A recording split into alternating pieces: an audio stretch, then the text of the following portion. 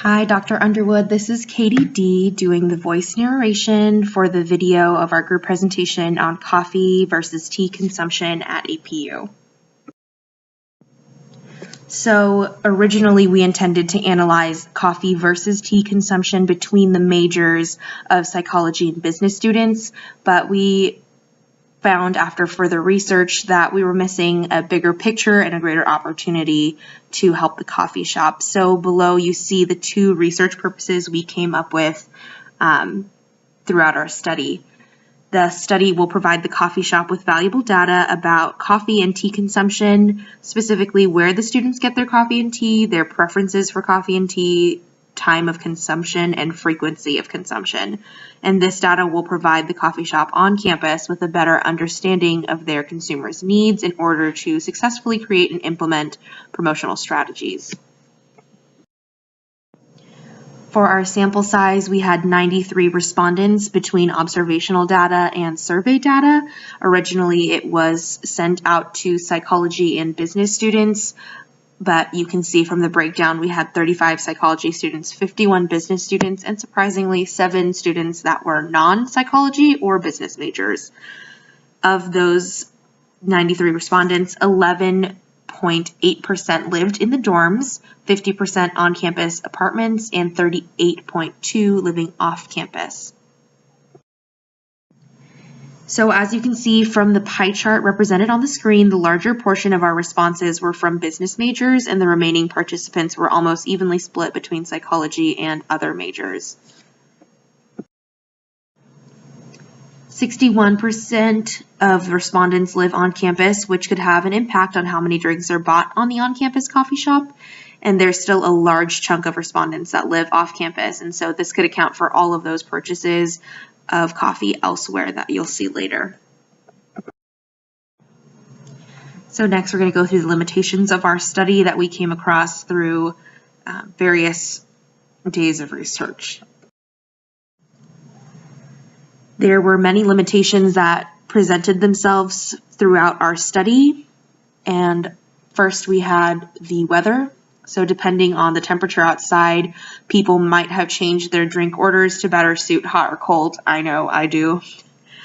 The second limitation was canceled classes. This could be an issue that we may have ran into during our observational studies. On the days we chose to observe, people's classes may have been canceled and could give error to our data. Third and fourth, there's time allotted and time of classes. This means that time allotted referring to how much time a person sets aside in the morning in order to make their coffee or tea purchases, and the time of class could also affect how much time that participant sets aside for coffee or tea. It also changes what drink the participants may buy or choose. The time of classes that are offered, we chose to observe on Tuesday and Wednesday mornings, and on these days we conducted observational research. Like I said, it could be possible that not very many classes are held on these particular days or in the particular times that we chose to observe other students.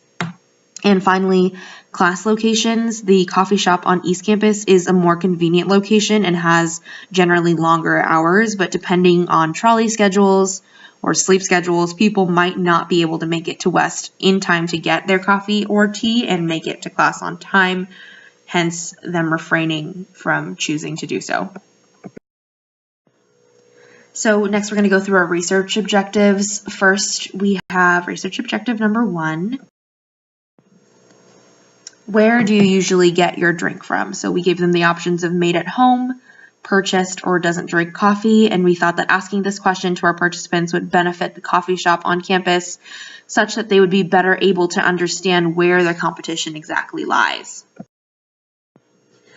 The majority of our participants buy their coffee from Starbucks, and the coffee shop has currently implemented Starbucks Coffee campus-wide, which could boost campus sales.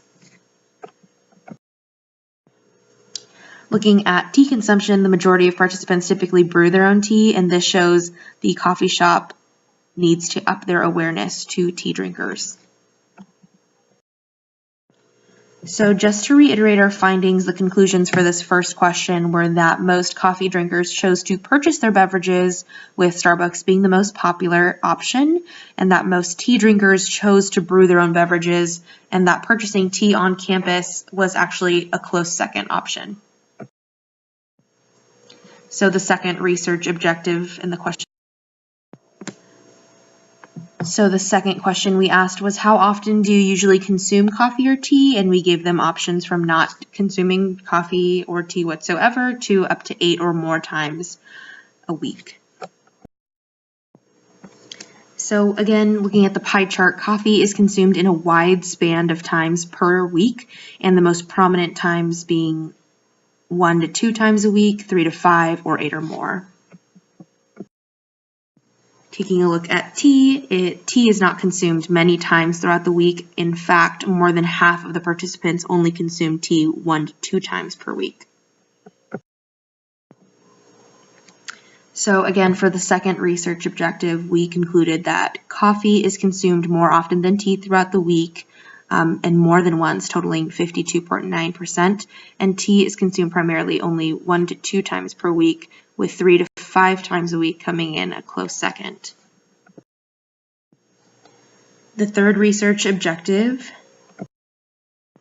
at what time do you usually consume your coffee or tea? The options were morning, afternoon, evening, or again, for those that are choosing not to have any caffeine. So we chose to break the day into 3 sections in order to categorize the participants by when they consume their caffeine. So taking a look at the bar graphs, we see that coffee is consumed more often in the early parts of the day into the afternoon, and that for tea, most tea drinkers are choosing to consume in the evening.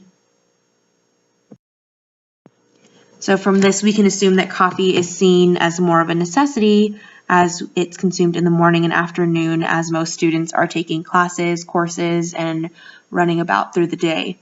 And we can also assume then that tea is a commodity and luxury item because it is consumed so little and only in the evening when they're winding down and heading to bed. So the next and final research objective, we asked, how do you prefer your coffee or tea, either hot or cold? And again, for those that are choosing to refrain, we gave them that option as well. So we use this question on the survey to make our recommendations for promotions that will be presented following this question. Coffee is often preferred as a cold drink, and we can assume that this has to do again with the time of day that it's generally consumed. There might be also a small association between cold coffee and feeling more awake and energized. Tea is often preferred as a hot beverage, and we can assume that this is most likely due to being consumed in the evening. Again, like I said, as a way to wind down and relax for the evening.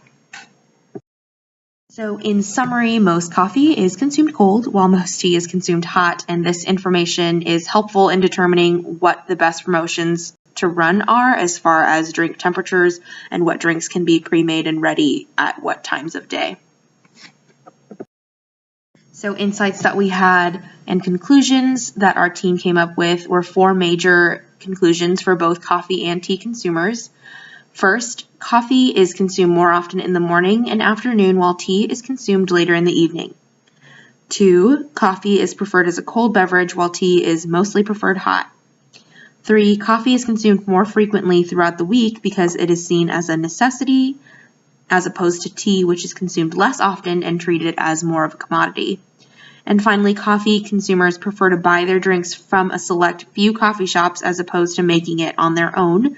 However, tea consumers prefer to brew their tea on their own. So, like I mentioned at the beginning, we have a few recommendations for our on-campus coffee shop on how to up their competitive advantage. So we have 4 recommendations. The first one being implementing happy hours. Obviously, for our dry campus, it would be for caffeine consumption, and the goal would be to increase foot traffic to the coffee shops during slower hours. tea happy hour being before night chapels from 7 to 10 p.m., and coffee happy hour between the hours of 7 to 10 a.m. and 2 to 4 p.m. The second recommendation is to have coffee or tea with a friend. If you buy one drink, you get the second one for 50% off. Our third recommendation are rainy day specials, where hot drinks can be discounted to play to the idea of weather. And on the opposite side of that, the final recommendation would to have Sunday fun days, where cold drinks are on sale for select hours, possibly between the hours of 12 to 1 p.m.